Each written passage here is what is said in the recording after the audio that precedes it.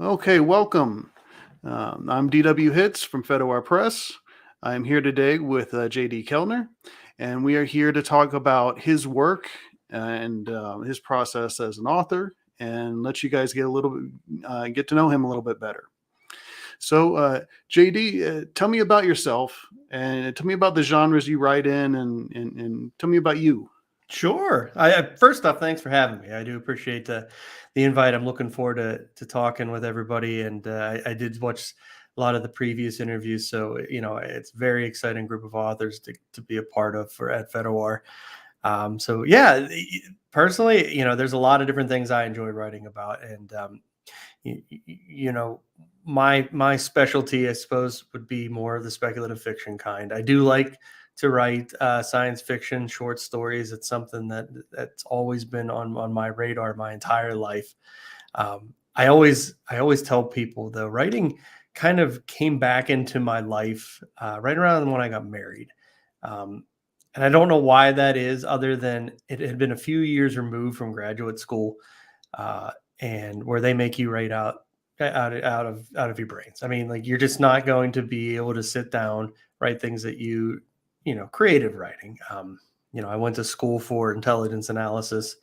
I do not do that, but it involved a lot of report writing, a lot of technical writing. So you get exhausted from it. And after I got out, got a job like everyone else, um, I spent some time writing short stories on my own. And then whenever I met my wife, one of the things that we talked about was, writing a full length novel. And um, I would say that really came into focus in about, what years, about 9 years ago, really. Um, and it started just taking off from there. My mind seemed to open up a little bit more. My job at the time didn't demand that I write things constantly. Uh, so I was allowed to be me, and that's something that I enjoy when I write, is being able to be who I am even if it's in a completely different world that I've made up. um, but yeah, for genre, heavy on the speculative fiction. Um, but my short story desires are science fiction and then some horror. I'm not there's some people that are amazing with horror short stories, and I'm just sort of beginning to grow myself by reading some of those out there. So yeah, I love to continue to write those when I get the time. Um, my current day job is a little bit challenging with that. I'm a compliance officer for a healthcare system. I know, right? The most exciting thing there is. So at night, I could put on my fun creative hat with my boys, my two kids, and they're not quite ready to read Daddy's writing yet, but I'm hopeful that I'll have plenty of material to give them sometime into the future, and help them along in their writing goals too. Definitely, a couple of things you said really kind of ring true for me. I think one of the things you mentioned was how writing kind of really lets you be yourself.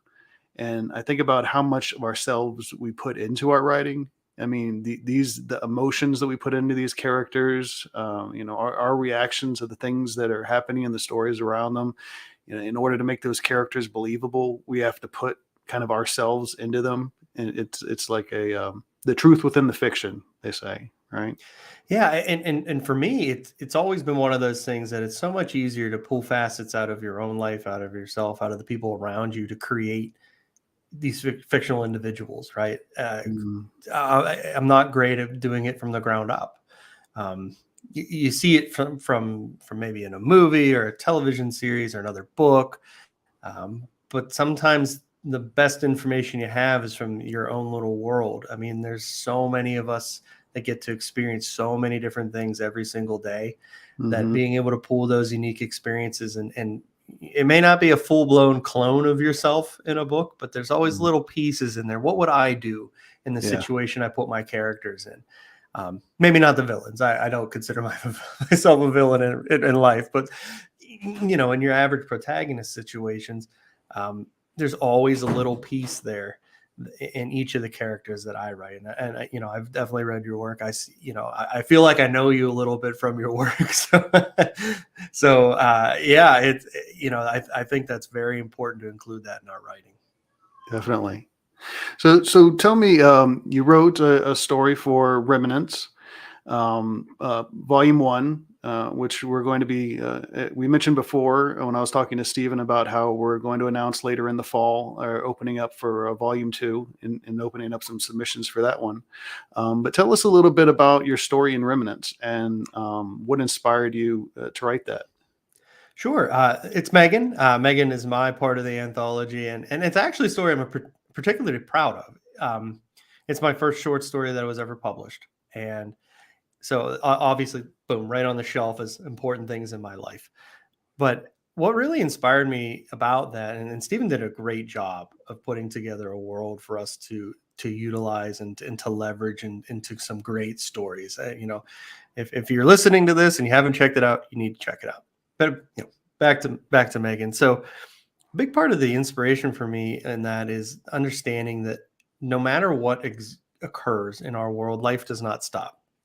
And it goes back to those little worlds that we live in, that our day to day is within our own little sphere. It may not be terribly different from other people, but in the story, uh, you know, Megan is the is in a rough marriage, right? So the main character, Megan, they're in a rough marriage. They have I don't want to say an illegitimate son. I'm not really 100% sure what the best phrase for that is, but a stepchild. We'll say a stepchild, and um, the father knows this, so it's always been a point of contention in their marriage, even prior to the arrival of the horde and the swarm. Before they even get there, it's obviously something that's been a sticking point in their marriage. And I think, there's a lot of people that have that, right? And maybe not that particular situation, but marriages are hard work. And I don't think that's a secret to anybody. But in Mhm. that story, a lot of it is, yes, they are dealing with the end of the world around them. However, their own world continues to go about how it always went. I always like the concept of movies and books and television shows kind of having a kumbaya moment of everyone just grabs hands and they do what's best for everybody, and everyone does all the right things. But in reality, and I think, some of the recent world events show that's not how it works. There Mhm. are a lot of different things that go into everyday existence. And in that story in particular, that drove the characters to continue to press not only against the horde and swarm, but also each other. Now, I don't want to spoil the story for anybody, but as it continues on, there is sort of a come to Jesus moment, so to speak, for the stepfather. And there is a moment in time where we're all expected to put aside some of our hardships and differences for the betterment of others. And in this case, certainly his stepson. We've all had to do those things. It's a story of sacrifice. It's a story of overcoming the odds set against you even before the end of the world. And it was a story I took particular pride in because I hadn't actually done a lot of juggling between, okay, science fiction and then also some sort of drama. You know, I Mhm. was able to. I feel I meshed them well together in that story. And for me, I also always add this disclaimer, because my wife will certainly watch this. It has nothing to do with our marriage, honey. uh, but it's something that I know people that deal with, and I wanted to make a very real, down to earth story in a world that is full of outer worldly problems. Mhm. And definitely, I think that's one of the things that always makes so much stories so much more real is when they don't start on page one. You don't want your story. Your story should start before your story starts. When nothing ever happens to you in life when you say, "All right, I'm going to start counting from today." That didn't actually happen yesterday or the day before. We're already living our lives before whatever event takes place. And those elements of drama really come together inside that story to make it very deep. And I think it's a very enjoyable story. I really like it. Um, I'm definitely glad to have it in the collection. I'm glad to be a part of it. Like I said, I think Stephen did an amazing job putting together a world that was easy to pick and pull out things that would make a story grow and be a part of a greater anthology. Definitely, it's an amazing world. And if in like Judy was mentioning, if you haven't picked up a copy yet, this is what the hardcover looks like. And links. There is a link to buy it in the description, as well as links to get a hold of JD for his website and his Twitter. So I encourage you to check out those links in the description at some point here. Yeah, I'm looking to retool the website actually. I want to kind of move it to a different host, but that's my domain name. So you can certainly find stuff about me and my short stories there. It's a never-ending process, isn't it? Oh yeah, Keeping up with that stuff, which is good because it means you're working, you're doing stuff, right? oh yeah. I always want to push forward the things that bring me joy, and I hope other people get joy out of it too. So speaking of that, so what are you working on now?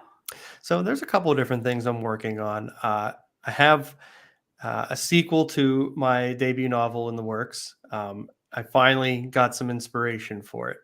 There is a prequel novella that I've completed for it, but I haven't. I'm more of a sequel guy than a prequel guy, and for that, I have been working my tail off, trying to push forward what I want to do with it, and it's been very challenging.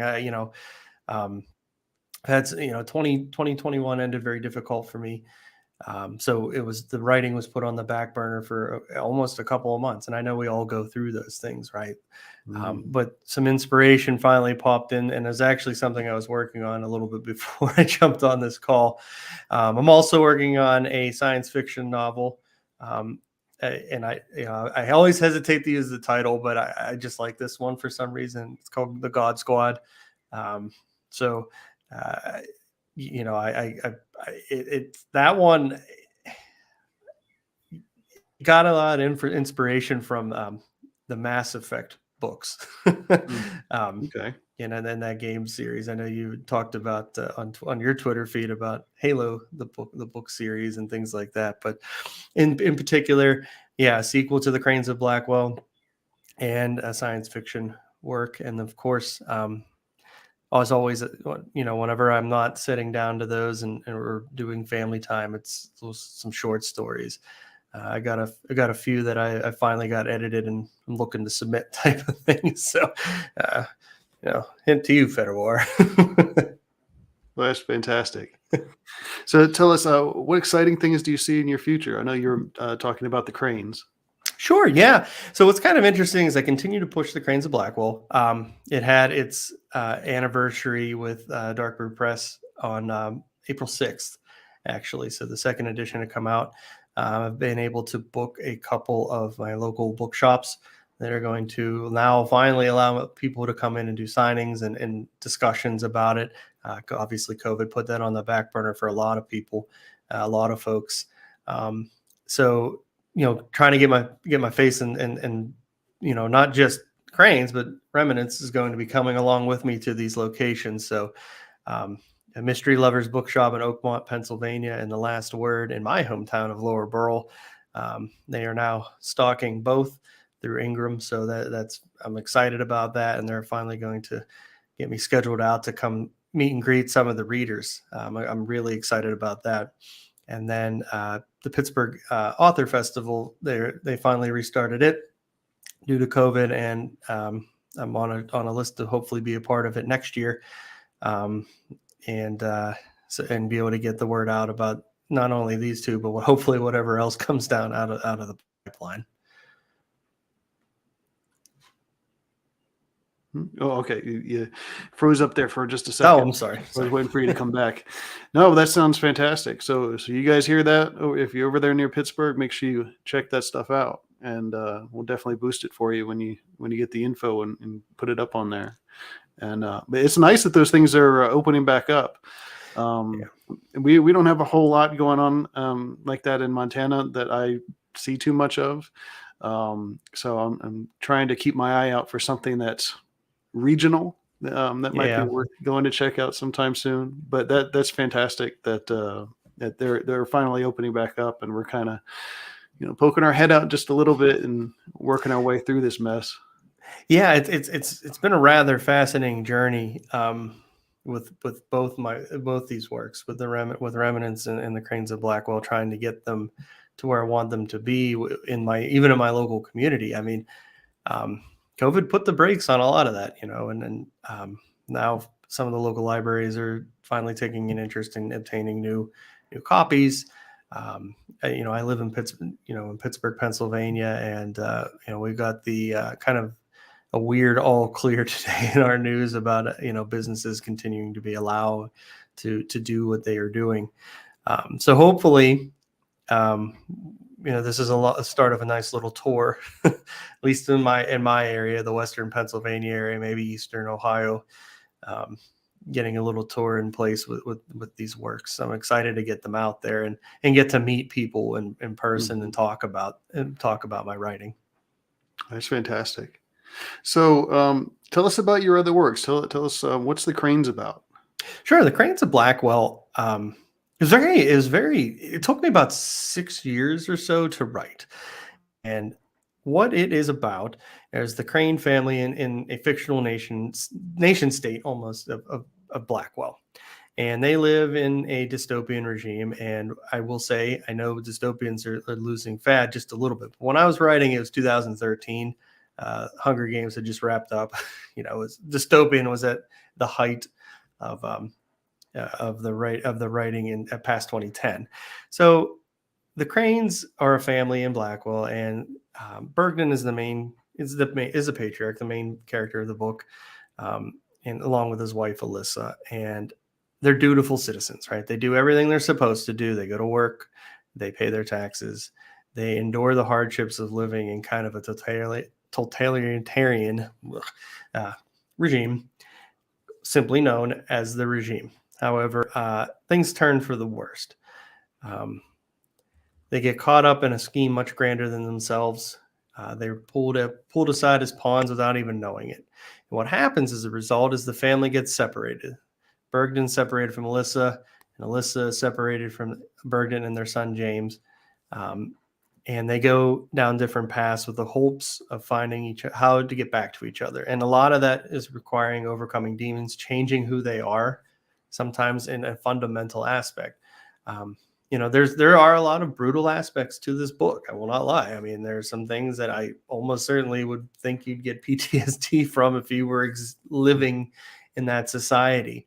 But it's a strength of character for both of them, and without kind of ruining the end, uh, the hero is not exactly who you think it is. And that's the one thing that I always like to tell people is, I'm giving you the character names, but the hero is not necessarily who you think it's going to be at the end of it.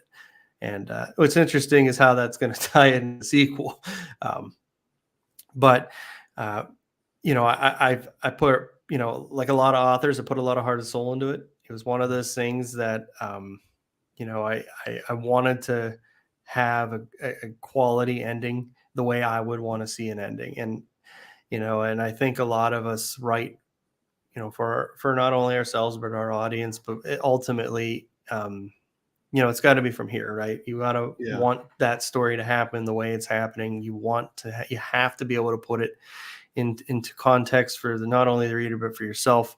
I have a firm philosophy of when you look at a book, when you're done with it, when you're done writing it, especially, as the author, you say, okay, a piece of me is now here for everybody to have.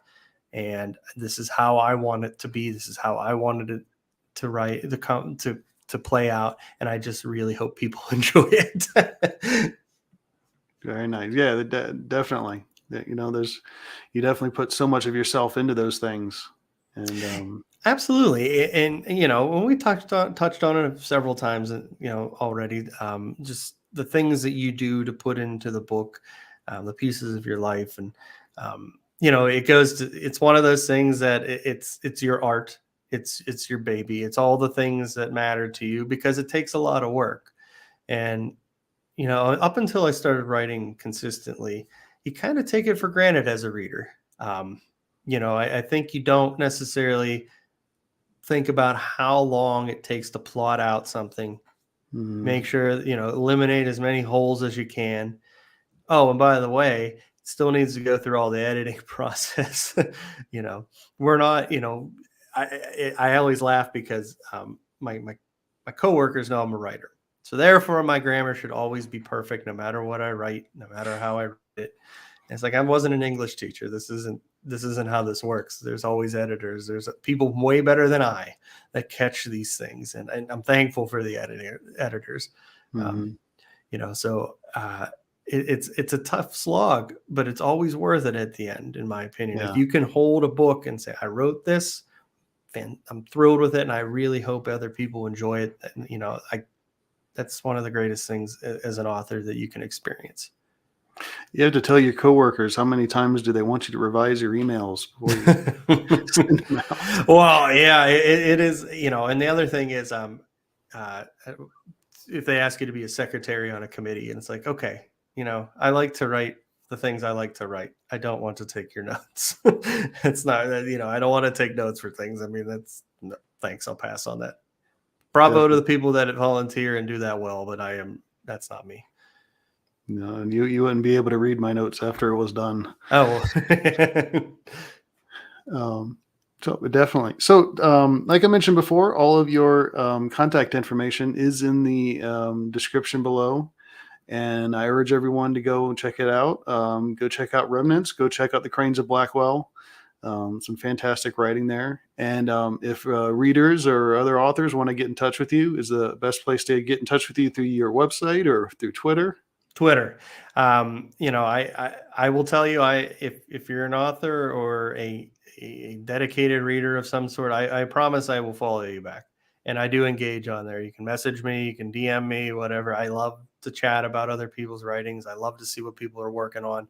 Um, it's weird because Twitter's often full of visceral and challenging individuals, but I really like writing Twitter and the Mm-hmm. author Twitter, because that's where we met, right? And I Mm-hmm. got to meet some really good folks, and so if you want to chat with me on there, please be my guest. I welcome it. You can certainly message me through my website, and I do get those. I promise. Sometimes it takes me a while, but I do get those. But yes, Twitter.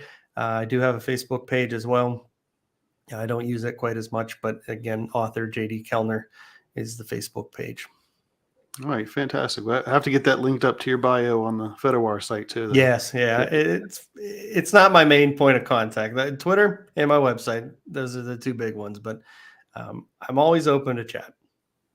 Fantastic. Well, thank you very much for joining us today. Well, thank you for having me. I appreciate it. And thanks for setting this up. It's been a wonderful series. I always like these because the one thing about Twitter that is challenging is, it's all through text, right? Hmm. So getting to talk to folks and seeing how they answer their questions, see their writing methods, all the fantastic authors with Fedowar. I mean, it's been a pleasure. Oh, I really enjoy you coming, and I can't wait to read more. So, thanks everybody for watching. And like I said, check out that info in the description. And we'll be back another day with another interview. All Take right. care. Thanks, DW. Thank you.